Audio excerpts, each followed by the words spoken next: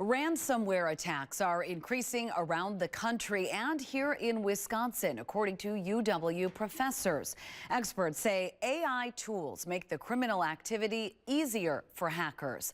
NBC 15's Marcus Arsvold spoke with cybersecurity experts at a UW-Madison training today. And Marcus, we're seeing it happen more at big companies like Kwik, American Family Insurance, Rock County, but it can happen to viewers at home too. Yeah, we mentioned in the 5 p.m. it can happen to people at home. The best way to put up as many protections as you can is two-factor authentication. So having a good password and linking your cell phone with a different code.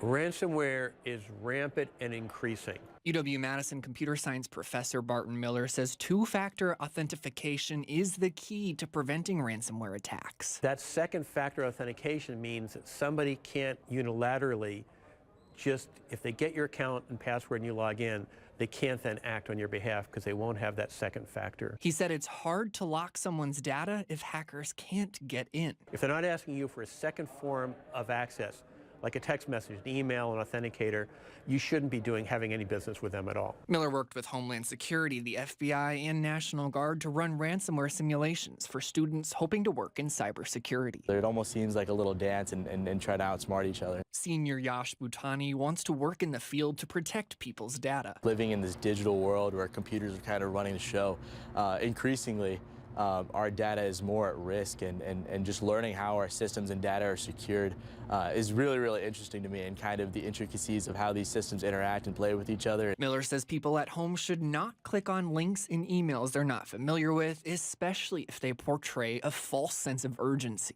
Well, it can happen to anybody. It could happen to somebody trying to get you to let them have access to your bank account, your Amazon account, whatever kind of valuable resource you may log into recently.